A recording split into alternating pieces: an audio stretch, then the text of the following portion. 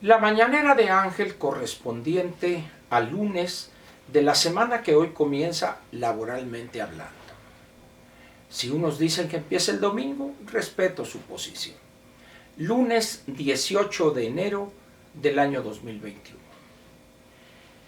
Voy a comentar con usted algo que reconozco no he tocado en estos ejercicios de comunicación, en estas mañaneras.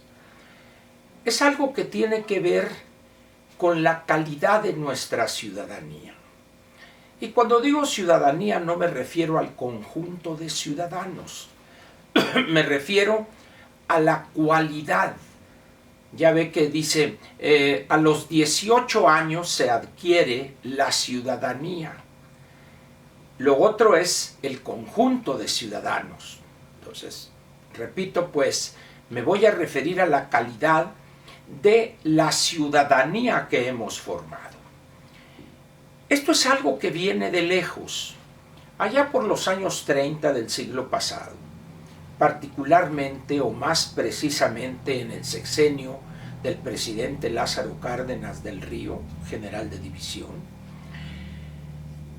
Este presidente, con una perversidad llevada a grados casi de excelsitud, desarrolló toda una metodología, un conjunto de elementos para manipular y cooptar a los mexicanos, en términos generales a los gobernados, fueren ciudadanos o no, es decir, si hubiesen alcanzado la edad necesaria para hacerlo o no, para todos, a todos por igual.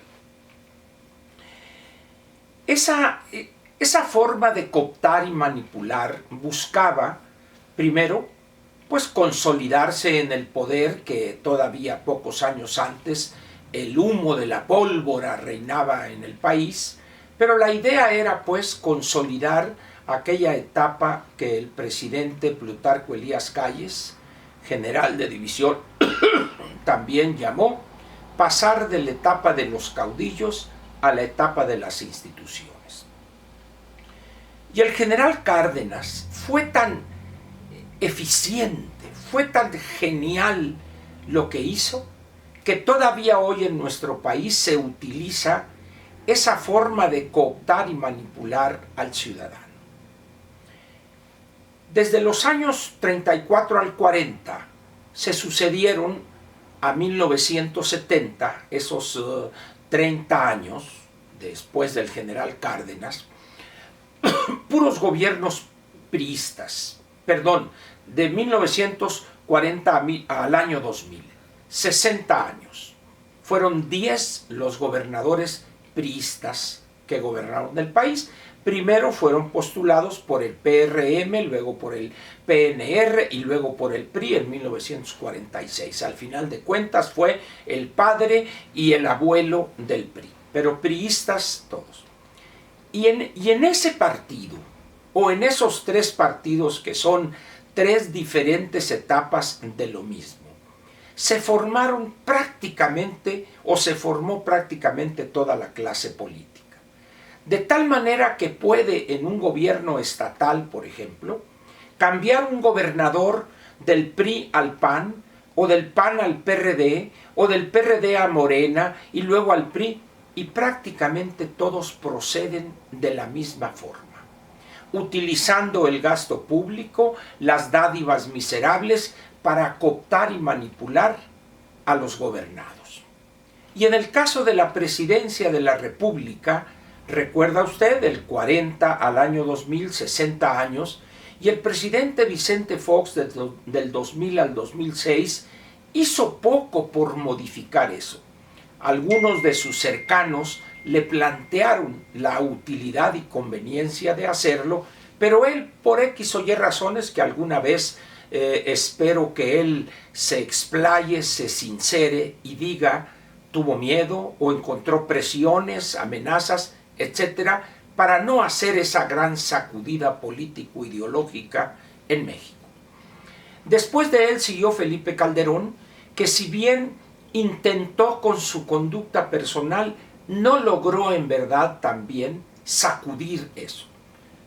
la situación en el PAN se complicó, intentó él promover a ciertos allegados a la presidencia del PAN, se enemistó con Gustavo Madero y Ricardo Anaya, etcétera, etcétera.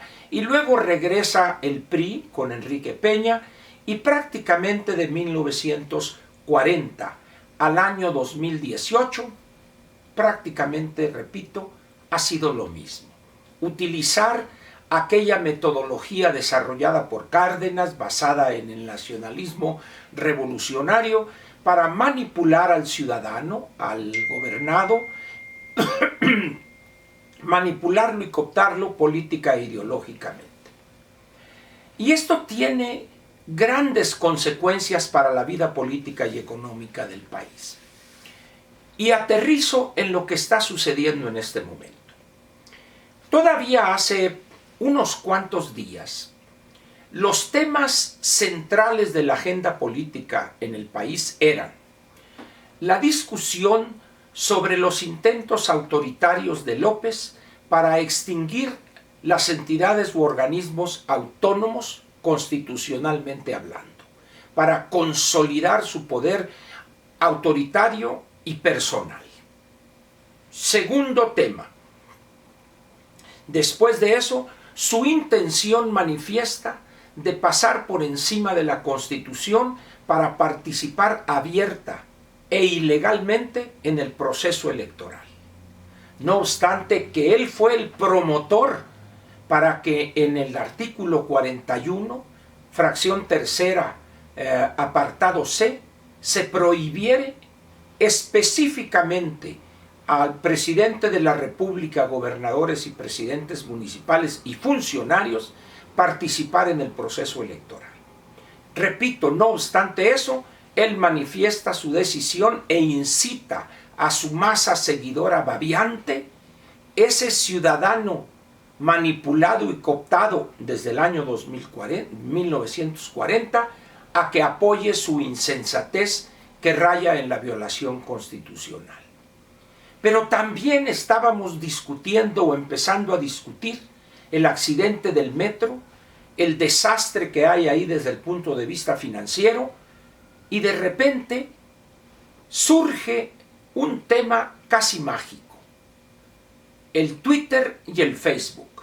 Y el presidente, dejando los temas fundamentales que se están discutiendo en el país, se lanza a acusarlos de la censura, casi dictatoriales, porque se oponen y pasan por encima de los gobiernos, etcétera, etcétera. Y de repente, todo el mundo empieza a discutir Facebook y Twitter.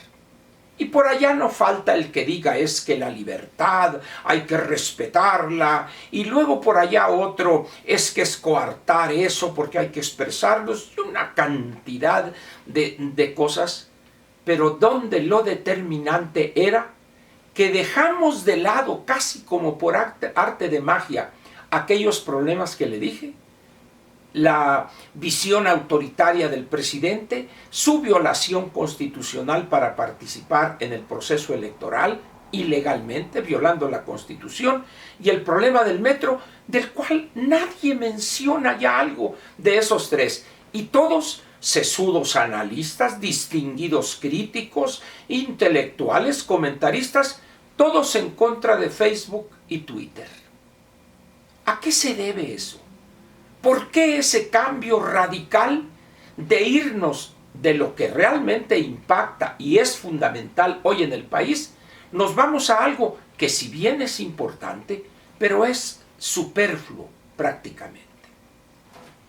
Esa lucha o ese lanzarse envueltos en la bandera en contra de avances tecnológicos, avances científicos y luego tecnológicos, no es nuevo en la historia de la humanidad.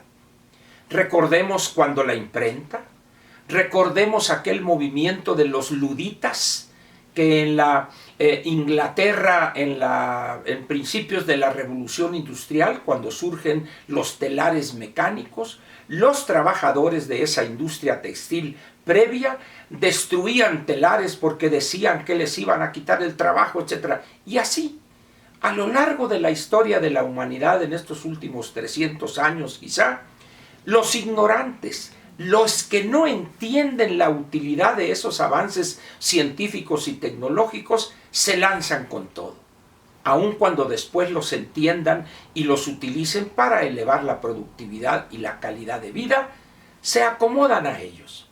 Hoy, de una manera perversa, el gobernante, utilizando las mismas herramientas de aquella visión cardenista de manipulación y cooptación, les avienta el señuelo del Facebook y el Twitter y ¡rum! Todo el mundo se va como las abejas a la miel y dejan de lado lo trascendente.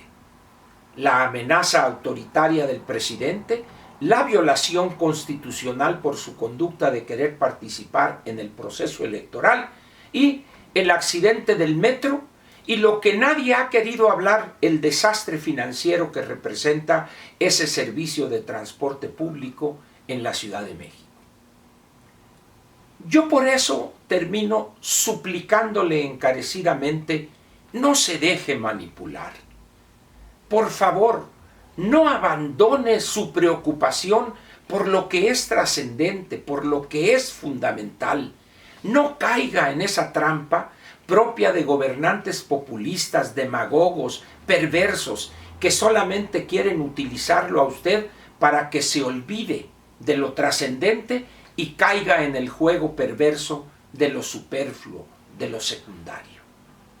En ese sentido, López es maestro para hacerlo, pero también nosotros somos maestros en caer en esos juegos perversos, en esa carnada, en ese señuelo que nos avienta.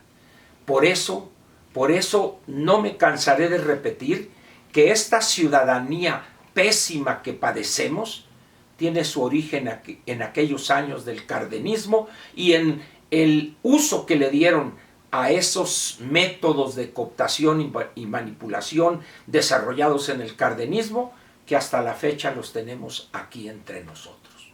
Por eso pues le repito mi súplica, no caiga en ese garlito, no solo de López, sino del anterior, del anterior, del anterior, del anterior, del anterior. No caiga, por favor, en eso y vea usted cuál es lo trascendente, cuál es lo fundamental para el país y su mejor futuro.